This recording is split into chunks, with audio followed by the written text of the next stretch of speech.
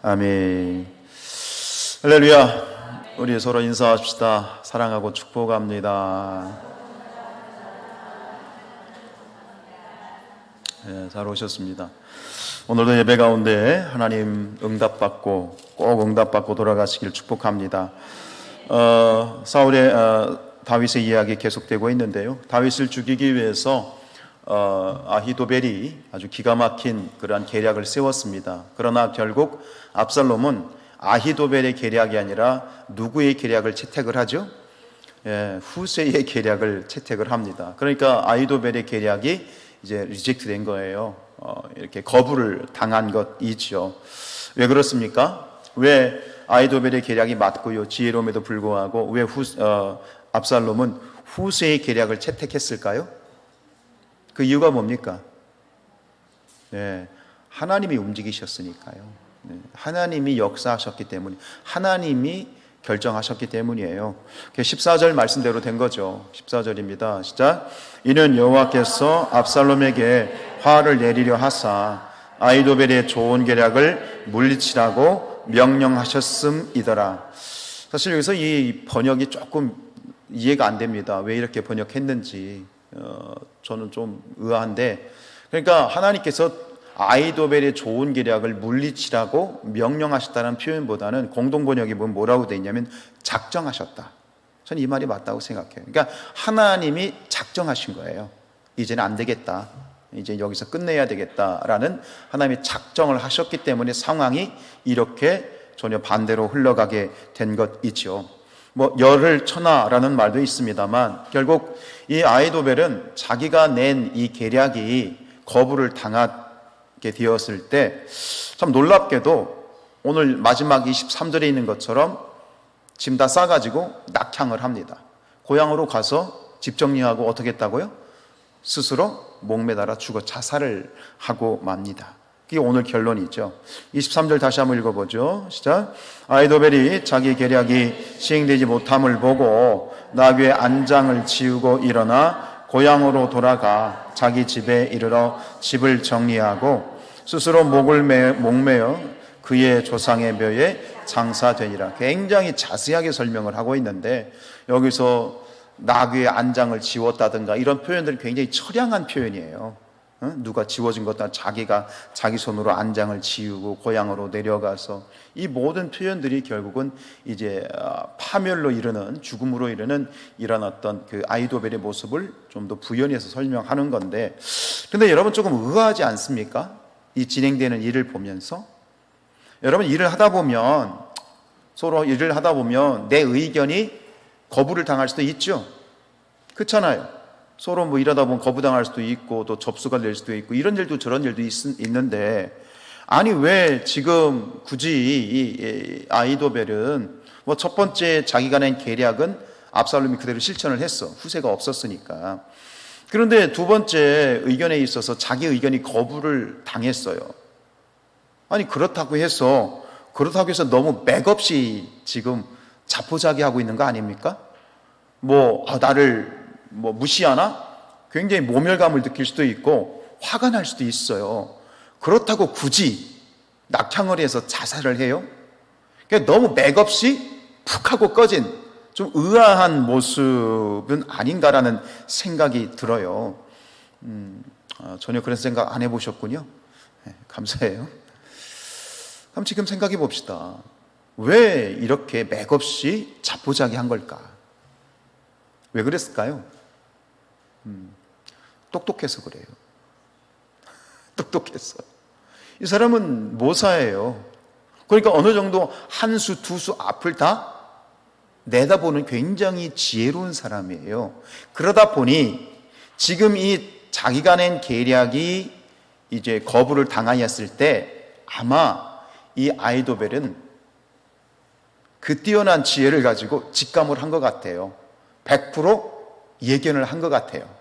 이제는 끝이다, 안 된다 라고 하는 그런 확신을 가진 것 같아요. 그리고 만약에 그의 확신대로 압살롬의 반역이 실패로 돌아가면 이제 그 반란군들 중에서 1순위로 붙잡혀서, 압살롬 이외에 1순위로 붙잡혀서 사형을 당할 사람은 누구냐? 누굽니까? 본인이거든요. 아버지의 후궁들, 아버지의 아내들을 취하도록 건의를 한 것도 본인이고, 어쨌든 간 이 압살롬의 오른팔이기 때문에 왕자는 어쩌면 숙청을 당하든 그거는 뭐 둘째 문제고 1순위로 죽음을 당할 수밖에 없는 게 본인인 걸 또 알았을 것 같습니다. 여러분, 예레미야서 50장 23절 말씀, 32절 말씀이에요. 시작. 교만한 자가 걸려 넘어지겠고 그를 일으킬 자가 없을 것이다. 인간적으로 보면 이 아히도벨은 정말 지혜로운 사람이고요, 정말 똑똑한 사람이 맞습니다. 첫 번째 냈던 계략 기억하시죠? 백주 대낮에 모든 백성들이 보는 앞에서 아버지의 후궁들과 동침하십시오. 인간적으로 보기에는 뭐 이런 일이 있을 수 있으나 싶지만 그것은 당대에 굉장히 정치적으로 보면 정략적으로 필요한 것이었고 그렇게 했던 것입니다. 이제 압살롬 본인이 모든 이 다윗의 왕권을 차지한 그런 대권 주자라고 하는 것을 만천하에 공표하는 굉장히 탁월한 그러한 어떤 이 계략이 맞습니다. 그렇게 하는 것이 사실 인간적으로는 맞지요. 그리고 다윗을 즉시 추격해야 된다. 지금 이 특공대를 조직을 해서 내게 군사를 주시면 즉시 지금 군사를 몰아서 더 다윗을 추격하겠습니다. 맞아요. 신의 한 수예요.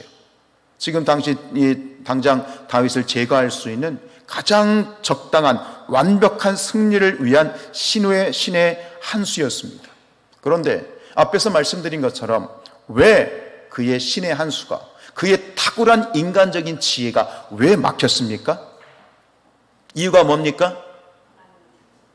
교만입니다. 즉 하나님의 뜻을 거스르는 것이었기 때문입니다. 여러분 기억하십시오. 아무리 뛰어난 인간적인 지혜라 할지라도 하나님의 뜻을 거스르는 것은 절대 성공할 수 없습니다. 그리고 이것을 우리의 삶의 좌우명으로 삼고 어떠한 상황에 있어서도 우리 그리스도인은 언제 어디서나 하나님의 뜻을 거스르지 않겠다라고 결단하고 확정된 마음을 가지고 살아가는 것이 우리 그리스도인입니다. 이 아히도벨은요 정말 뛰어난 사람입니다. 정말 지혜로운 사람입니다. 세상적으로 보면. 그러나 그의 모든 뜻은 철저히 누구를 거스리고 있었다? 하나님을 거스리고 있었다. 하나님을 거스리지 마십시오. 다윗을 거스르는 것은 하나님을 거스르는 것이었어요. 여러분, 오늘 우리가 새벽에 이 잠언서를 이제 오늘 4장을 읽었습니다만, 잠언서는 지혜에 대한 책입니다. 지혜를 얘기하는 것이죠. 지혜를 가지라. 여러분, 우리 사랑하는 성산의 모든 가족들과 특별히 우리 자녀들에게 하나님의 지혜가 있기를 축복합니다. 지혜가 무엇입니까? 참된 지혜가 무엇입니까? 성경이 말하는 참된 지혜가 뭐죠? 하나님을 경외하는 것입니다. 경외한다는 것은 두려워한다는 얘기입니다. 하나님을 두려워할 줄 아는 것이 지혜입니다. 하나님을 인정하는 것이고요. 하나님을 인정한다는 것은 하나님의 뜻을 거스르지 않겠다는 것입니다. 순종하겠다는 것이죠. 우리 잠언서 9장 10절, 여호와를 경외하는 것이 지혜의 근본이요 거룩하신 자를 아는 것이 명철입니다. 하나님을 아십니까? 여러분들은 지혜자입니다. 시편 127편 8편 1, 2절, 여호와를 경외하며 그의 길을 걷는 자마다 복이 있도다. 내가 내 손이 수고한 대로 먹을 것이라. 내가 복되고 형통하리로다. 아멘. 이게 지혜입니다. 이런 지혜를 가지십시오. 오늘도 잠언서 4장에서 솔로몬은 아버지 다윗이 주었던 교훈을 자녀들에게 그렇게 권면하고 훈계합니다. 얘들아, 지혜를 가져라. 세상에 지혜보다 귀한 것은 없다. 지혜를 가져라. 그리고 그 지혜의 근본은 누구시다? 하나님으로부터 지혜가 오는 것이다 라고 하는 거예요. 그런데 하나님이 말씀하신 지혜를, 그런 지혜롭게 살아간다는 것은, 그런데 아이러니하게도 세상에서는, 세상 사람들이 보기에는 미련해 보일 수 있습니다. 우리가 하나님의 뜻대로 살아가려고 할 때 세상에서는 저 어리석은 사람 아닌가? 저 사람 왜 이렇게 미련한 짓을 하지? 라는 말을 들을 수 있습니다. 인정하십니까? 우리 고린도전서 1장 18절입니다. 십자가의 도가 멸망하는 자들에게는 미련해 보이는 것입니다. 여러분, 세상에서 믿음 때문에, 우리의 신앙 때문에 미련하다, 어리석다라는 말을 한 번쯤 들어보셨다면 어찌 보면 여러분들은 지금 제 길을 가고 계신 겁니다. 세상에서는 지혜롭다는 게 뭡니까? 적당히 속일 수도 있어야 되고요, 적당히 거짓말도 해야 되고요, 줄을 잘 서야 되고요, 적당히 타협하는 것이 지혜로운 겁니다. 그런데 하나님 말씀이 아니라면, 하나님 말씀에 거스르는 것이라면 타협하면 안 되고요, 세상에 줄 서서도 안 되고요. 그럼 사람들이 뭐라고 얘기합니까? 아이고, 왜 이렇게 미련하냐, 이렇게 융통성이 없냐, 이렇게 얘기를 합니다. 여러분, 진정한 그리스도인, 참된 지혜를 정말 가지고 살아가기를 원하는 그리스도인이라면 솔직히 좀 미련하다, 어리석다라는 말을 들을 수도 있습니다. 그렇게 살아가기로 확정하시겠습니까? 감사합니다. 하나님이 기뻐하실 겁니다. 다윗을 보십시오. 우리는 오늘 이야기에서 다윗은 크게 등장하지 않지만 결국 모든 그림자에는 다윗이 서려 있습니다. 앞에서 다윗이 했던, 사울 왕에게 했던 행동 아시지요? 그렇게 10년 동안 다윗을 정말 혈안이 되어서 쫓아다니며 죽이려고 했던 사울을 말이죠, 다윗이 죽일 수 있는 절호의 기회가, 쥐도 새도 모르게 완벽하게 죽일 수 있는 기회가 몇 번이 있었어요? 2번이 있었어요. 옆에 있는 부하들은 다윗 왕에게 건의합니다. 대장님, 죽여버립시다. 완벽한 기회입니다. 그런데 다윗이 미련한 짓을 합니다. 어리석은 짓을 합니다. 죽이지 않습니다. 저 같아서 굉장히 고민을 했을 것 같습니다.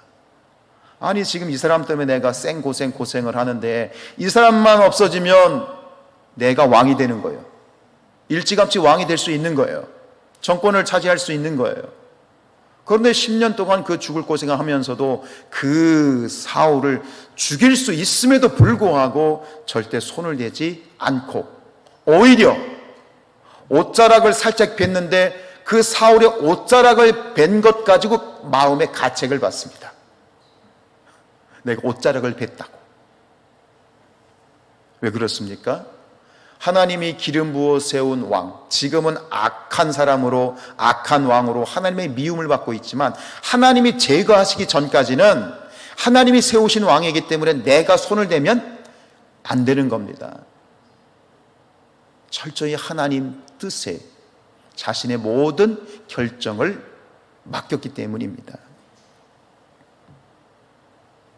당장은 미련해 보이는 다윗이었지만 결국 하나님을 경외함으로 하나님의 뜻을 따랐던 다윗, 그의 마지막은 늘도록 부하고 존귀한 인생을 살았으며 또 그의 믿음은 그에 대해서 끝나지 않고 솔로몬과 그 위의 자손들에게 영원히 이어지고, 그리고 그 축복의 정점은 누구입니까?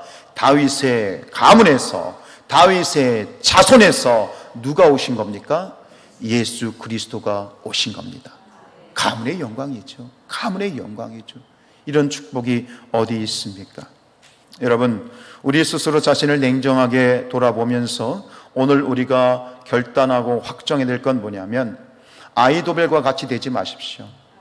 세상적으로 똑똑하고 정말 지혜로운 사람이지만 헛똑똑이가 되지 마십시오. 진정한 똑똑한 사람, 진정으로 지혜로운 사람은 기준이 하나님을 경외하는 사람이기 때문입니다. 아무리 완벽한 계획일지라도, 아무리 나에게 정말 절호의 기회가 될지라도 하나님의 뜻을 거역하는 일이면 절대 그 길을 가지 마시고, 그런 사람과 같이 앉지 마시고, 그런 사람을 따르지 아니하시기를 축복합니다. 참 지혜가 여기에 있습니다. 사무엘상 2장 30절 시작. 나를 존중히 여기는 자를 내가 존중히 여기고 나를 멸시하는 자를 내가 경멸하리라. 이것이 참 지혜입니다. 세상적으로 좀 미련해지셔도 될 것 같습니다. 하나님의 뜻이라면 좀 미련하다는 소리, 좀 어리석다는 소리 들어도 되지 않을까. 그러나 그것이 참된 지혜자의 길이라고 믿습니다. 다시 말씀으로 돌아갑시다. 15절로 갑니다. 처음부터 시작. 이에 후세가 사독과 아비아달 두 제사장에게 이르되 아히도벨이 압살롬과 이스라엘 장로들에게 이러이러하게 계략을 세웠고 나도 이러이러하게 계략을 세웠으니, 후세가 지금 아히도벨의 계략을 듣고, 그리고 지금 상황에서는 아히도벨의 계략은 거부가 되고 자신의 계략이 채택된 상황인데 이제 사람을 다윗에게 급히 보내고 있는 장면입니다. 설명을 하는 거죠. 지금 후세가 제사장인 사독과 아비아들에게 지금 전달하는 거예요. 16절, 이제 너희는 빨리 사람을 보내 다윗에게 전하기를 오늘 밤에 광야 나루터에서 자지 말고 아무쪼록 건너가소서 하라. 혹시 왕과 그를 따르는 모든 백성이 몰사할까 하노라 하니라. 그래서 결국 지금 후세 입장에서는 자기의 의견이 채택이 되었기 때문에 약간 시간이 있어요. 급하진 않아요. 근데 그럼에도 불구하고 후세는 급히 사람을 보내요. 왜요? 한치 앞을 모르는 거잖아요. 내 의견이 채택이 됐지만 어떻게 될지 모르는 거잖아요. 그러니까 사람을 보내는데 이 다윗이 명령했던 대로 하는 거죠. 후세는 제사장 사독과 아비아달에게, 그러니까 사독과 아비아달은 누구를 보냅니까? 자기의 아들들인 요나단과 아히마스를 보내게 되어지는 것이죠. 그런데 이 아들들인 요나단과 아히마스는 지금 예루살렘 성에 있지 않아요. 밖에 있습니다. 그러니까 밖에 있는 그 두 아들들에게 소식을 또 전해야 되는데 그 역할을 한 사람이 또 무명의 종이 나오죠. 우리 21절 22절이에요.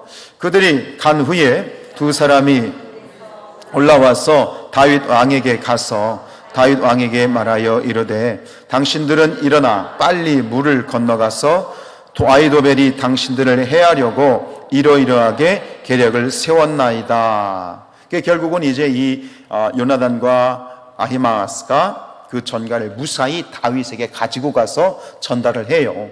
그래서 그 계략을 듣고 어떻게 합니까? 이제 다윗과 일행들이 요단강을 건너죠.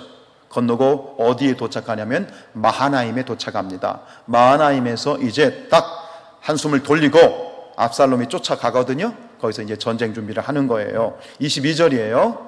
다윗이 일어나 모든 백성과 함께 요단을 건널새 새벽까지 한 사람도 요단을 건너지 못한 자가 없었더라. 여기 보면 새벽까지 그랬어. 그러니까 다윗과 따르는 무리들이 다 건너기까지 다 건너고 나니까 날이 새버린 거야. 아마 다윗과 일행들이 그 나루터에서 도착했을 때는 아마 어둑어둑해졌던 것 같아. 밤이니까. 야, 여기서 우리 밤을 지새자. 밤을 지새고 날이 이제 밝으면 다음날 강을 건너자. 뭐 이런 심산이었던 것 같아. 그런데 이 요나단과 아히마스가 도착을 해서 왕이시 안 됩니다. 당장 건너십시오. 지금 건너셔야 됩니다. 그래서 그 이야기를 듣고 다윗과 일행들이 강을 요단강을 무사히 다 건넜다. 이것이 이제 이 모든 스토리의 마지막 결정인데, 결국은 이 후세의 빠른 대처로 인해서 다윗과 백성들이 이제 무사히 다 빠져나가서 큰 위기를 모면할 수 있는데요. 오늘 우리가 이제 말씀을 이제 두 번째로 정리하면서 함께 주목하고 싶은 것은 이처럼 다윗과 일행들이 이 큰 위기를 완전히 이제 모면을 하고 위기를 벗어날 수 있기까지 이 짧은 과정 가운데 정말 많은 사람들이 다윗을 도와주고 있어요. 절대적으로는 누구의 도움인 거예요? 누가 도와주셨어요? 하나님이 도와주셨죠.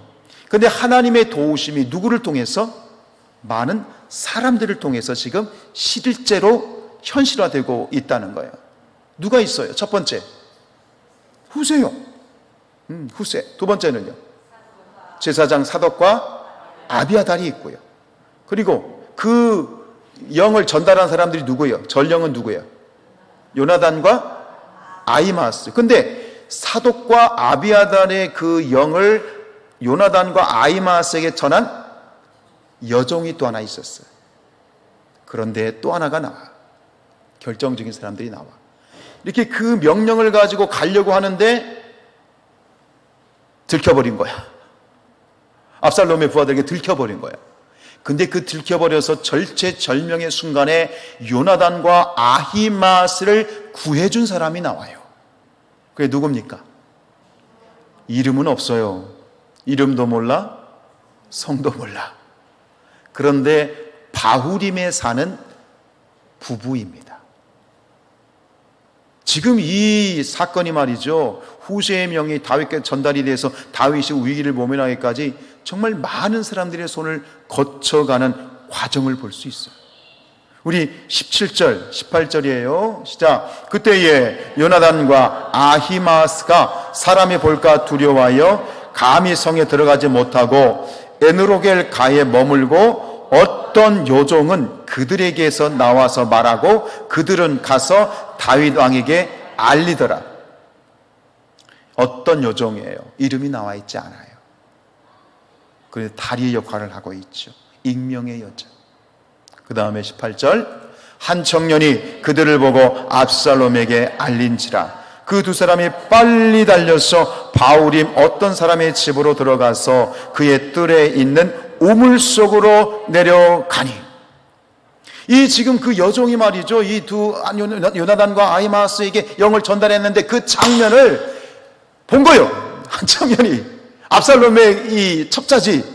그리고 그걸 이제 압살롬에게 고자질했네. 그러니까 병사들이 쫓아오는 겁니다. 그러니까 큰일 난 거예요. 지금 이 요나단과 아히마스가 야 들켰다, 큰일 났다. 그러니까 막 질주를 하면서 빨리 도망이라기보다는 진짜 신속하게 빨리 행하는데, 그렇게 달려가다가 어디에 이르렀냐면 바후림이라고 하는 동네에 이르러서 무작정 보이는 집으로 그냥 숨어 들어갑니다. 그리고 어떻게 했을까요? 뭐 알았는지 안면이 있는지 없는지는 모르겠습니다. 그러면서 뭐라고 얘기했을까요? 여보세요, 선생님 좀 도와주십시오. 저희가 쫓기고 있습니다. 아마 그랬을 것 같아요. 그러자 자세한 어떤 내막은 나오지 않지만 그 집의 두 부부는 적극적으로 이 요나단과 아히마스를 숨겨주고 역할을 하는 거예요. 19절이에요. 그 집 주인이 덮을 것을 가져다가 우물 아기를 덮고 찌은 곡식을 그 위에 전혀 알지 못하다 그랬어. 앞에서 이제 18절에 보면 그의 뜰 우물 속에 내려갔다. 18절에서는 숨어 들어가니까 어떤 사람, 남자입니다. 아시아 어떤 남자가 우물 속으로 들어가시오 시킨 거예요. 그러니까 그 다음 오늘 19절에서는 그 아내가 은폐를 하는 거야. 우물을 덮고 그 위에 뭐 곡식을 떨어놓고 은폐를 한 거예요. 둘이 마음이 맞아가지고 이 사람을 이렇게 숨겨주고 있는 거죠. 여러분 오늘 이 두 바후림의 두 부부에게 한번 주목을 해보십시다. 이름도 몰라, 성도 몰라, 무명의 사람이에요. 익명의 두 부부예요. 그런데 만약 이들이 이 두 첩자를 요나단과 아히마스를 보호하지 않았더라면 그 결과는, 그들이 만약에 붙잡혔더라면 그 결과는 어떻게 됐을까요? 단순히 두 사람만 잡혀 죽는 걸까요? 그냥 줄줄이 사탕인 겁니다. 다 발각이 되는 겁니다. 16절에서 뭐라고 얘기했죠? 왕과 그를 따르는 모든 백성이 뭐할까? 몰사할까? 이 다 몰사하는 겁니다. 결국은 뭐예요? 고문을 했을 것입니다. 뭐 그냥 고문을 당해가지고 그 자기들만 죽으면 죽으리라 그랬을지 모르겠지만 고문을 했을 것이고, 네 배우를 캐라 누가 지시했냐? 그럼 줄줄이 사탕이에요. 그의 아버지 사독과 아비아달도 불려 들어갈 거고, 그리고 그걸 지시한 누가? 후세도 들어갈 것이고, 야 이것들이 날 속였네? 야 군사 몰아, 빨리 지금 쫓아가자 이래가지고 결국은 예루살렘 안에 있는 사람들이나 다윗 일행들이나 다 몰살할 수 있는 아주 절체절명의 지금 그 위기예요. 다 된 밥에 재를 뿌리게 되는 거예요. 이 사람들만 가서 다윗에게 가면 되는데 그 길이 끊겨버리면 이제 진짜 다 된 밥에 그냥 재를 확 뿌려버리고 모든 것이 수포로 돌아가는 그런 상황 가운데 이 이름도 없는, 이름도 나오지 않는 무명의 두 사람이, 그 사람들이, 여러분, 두 사람이 잡히면 그들을 죽이는 것뿐만 아니라 그들을 숨겨준 그 두 분은 어떻게 되는 거예요? 숨겨주면 그거 발각이 되면 두 사람도 어떻게 되는 거예요? 죽는 거예요. 그냥 도와준 게 아니에요. 뭘 걸고 도와준 거예요? 목숨을 걸고 도와준 거예요. 저는 오늘 이 성경을 읽으면서, 전에는 정말 이걸 전혀 몰랐다가 오늘 이 말씀을 읽으면서 이 바후림의 이 익명의 두 부부가 하나님 나라에 참 귀한 사람들이다 라고 하는 그런 놀라운 사실을 발견을 하고, 또 은혜가 여러분들에게도 또 저에게 주신 은혜가 여러분들에게도 있어지길 축복합니다. 여러분, 익명의 성도들, 이름도 없고 빛도 없고 누가 알아주는 것도 없이 인정해 주는 것도 없이 그저 묵묵히 하나님의 뜻을 따라 살아가는 익명의 성도들이 있어서 하나님 나라가 확장이 되고 복음이 증거가 되고 놀라운 하나님의 역사가 있는 것이죠. 우리를 이 성산교회도 마찬가지입니다. 역시 이 성산교회도 드러나지 않아서 그렇지, 이름도 없이 빛도 없이 우리의 이 머릿속에 이름조차 기억되지 않는 그 누군가의 그 성도, 그 성도의 헌신과 땀과 피가 있어서 오늘 이 성산교회가 이렇게 아름답게 하나님 앞에 서 있게 됨을 믿습니다. 우리가 문중경 전사님의 그 순교지에 다녀왔습니다. 37의 예수를 믿고 59의 죽창과 개머리판에 찔려 죽인, 결국은 목에 총알 세례를 받고 돌아가신, 사실 우리가 그 이름을 다시 기억해서 그렇지, 뭐 그분이 뭐 당신의 이름을 내려고 해서 당신이 유명해지고 싶어서 그런 건가요? 아니요. 우리가 그 이름을 찾고 기억했을 뿐인 거예요. 그때에는 그 존재 자체가 그냥 이름도 없이 빛도 없이 그 바닷가에서 묻혀서 그냥 시체로 옷을 벗기려 했는데 피범벅이가 돼서 옷을 벗길 수 없을 정도로 그렇게 비참하게 죽어간, 그냥 그렇게 역시 그분도 무명의 성도였을 뿐이고, 그런 분들이 있기 때문에 오늘 우리가 이렇게 행복하게 신앙생활하고 있는 것이다. 이 사실을 잊지 않았으면 좋겠습니다. 이름이 있는 사람들, 유명 후세나 뭐 사독과 아비아달, 요나단과 아히마스의 이름이 아니라 앞에서 언급했던 또 여종, 이름이 없는 무명의 여종과 이 바울임의 무명의 두 부부까지, 여러분, 이들에게는 한 가지 공통점이 있습니다. 뭡니까? 모두 하나님을 경외하는 사람들이었습니다. 하나님을 경외하지 않고는 이렇게 할 수 없습니다. 잘못하면 자기 목숨이 날아가는 상황인데 그 첩자들 고발하면 어때? 여기 있습니다. 고발하면 끝나는 거예요. 모든 게 만사 오케이예요. 근데 왜 가슴 졸이면서 목숨을 걸고 그들을 지켜줬을까요? 일은 하나밖에 없어요. 누구 때문에? 하나님 때문에. 하나님을 경외하기 때문에, 하나님의 뜻이기 때문에, 하나님의 사람들을 지키고 불의에 맞서는 것이, 그것이 말씀이기 때문에, 그거밖에는 이유가 없지 않습니까? 하나님을 경외하는 것이기 때문에. 하나님을 전심으로 믿고 헌신하는 사람들, 무슨 일이 있어도 불의에 굴하지 않고 하나님의 뜻 가운데 죽으면 죽으리라.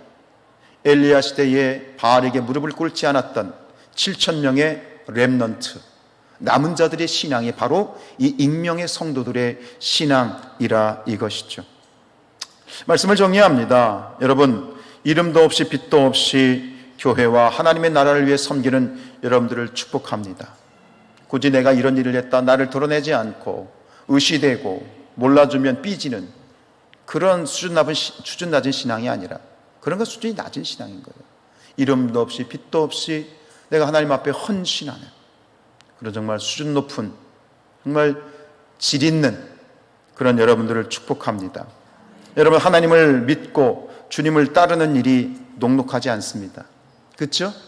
여러분, 주님을 따른다는 일은 어떤 겁니까? 전제가 뭡니까? 나를 부인해야 됩니다. 나 자신을 부인해야 됩니다. 마태복음 16장 24절 말씀, 잘 아시는 말씀. 이에 예수께서 제자들에게 이르시되 누구든지 나를 따라오려거든 자기를 부인하고 자기 십자가를 지고 나를 따를 것이니라. 다시 한번 아이도벨을 생각해 보십시다. 아이도벨이 왜 자살했을까요? 네? 아이도벨이 왜 자살했을까요? 자기 자신을 부인하지 못한 겁니다. 네? 만약 그가 자기 자신을 부인할 수 있었다면 죽지 않았을 것입니다. 하나님께 돌아왔겠죠. 근데 자신의 자존심, 자신의 어떤 그 모멸감, 자기 자신을 부인하지 못하니까 결국 결과가 뭐예요? 자살입니다. 내가 우상인 거예요. 내가 주인인 거예요. 똑같은 사람이 또 하나 있었죠. 누굽니까? 가룟 유다요. 역시 자살했잖아요. 왜요? 자기가 주인이었기 때문입니다. 우리 중에는 지금도 누가 알아주든 말든 왼손이 하는 일을 오른손이 모르게 헌신하는 분들이 참 많습니다. 저도 다 모르지만 또 저도 알고 있는 분들이 있습니다. 근데 여러분 기억하십시오. 아버지께서는 모든 것을 은밀한 중에 다 보고 계시고 또 한 가지, 하나님은 다 갚아주십니다. 마태복음 6장 4절, 은밀한 중에 보시는 너희 아버지께서 갚으시리라. 할렐루야. 하나님은 아십니다. 그래, 여러분들의 그 헌신이 저 하늘의 해와 같이 빛나는 것이고 하나님이 축복하여 주십니다. 오늘 그 얘기는 없지만 분명한 것은 이 바울임의 두 부부는 큰 축복을 받았으리라 저는 확신합니다. 왜냐하면 이 바울임의 두 부부와 같은 행동을 했던 사람이 있어요. 구약에 가면 누구죠? 여리고의 기생 라합이거든요. 여호수아가 보낸 정탐꾼들을 숨겨줬잖아요. 왜 그랬을까요? 답은 똑같아요. 왜 그랬을까요? 하나님을 경외함이 있었기 때문이에요. 여호수아 자, 너희의 하나님 여호와는 위로는 하늘에서도 아래로는 땅에서도 하나님이시로다. 내가 들었거든. 이 출애굽 광야 40년 동안 하나님이 어떤 일들 하셨는지 내가 들었는데 내가 들어보니 하나님이 진짜 하나님이시다. 마음에 경외함이 생긴 거예요. 우리가 믿는 저 잡신들은 아무것도 아니야. 하나님이 진짜 신이야. 그 믿음이 생긴 거예요. 그리고 그 정탐꾼들을 살려주죠. 그리고 마침내 여리고성이 무너지고 여리고성에 모든 것들이 다 죽습니다. 다 진멸됩니다. 그러나 오직 라합과 그의 가족과 그의 모든 소유만 구원을 받습니다. 축복이지요. 6장 25절 여호수아가 기생 라합과 그의 아버지의 가족과 그에게 속한 모든 것을 살렸으므로 그가 오늘까지 이스라엘 중에 거주하였으니 이는 여호수아가 여리고를 정탐하려고 보낸 사자들을 숨겼음이니라. 여러분, 누가 알아주지 않더라도 또 알아주려고 누가 내가 인정받으려고 하지도 않겠지만 여러분들의 그 빚도 없고 또 알아주는 이이 없어도 하나님은 다 은밀한 중에 보시고 하나님은 갚아주시고 다윗에게도 마찬가지죠. 나의 때뿐만 아니라 자자손손 하나님의 놀라운 축복이 예비되어 있음을 믿으시고 여러분들의 헌신이 저 하늘의 별과 같이 빛나는 헌신임을 믿고 날마다 승리하시기를 주님의 이름으로 축복합니다.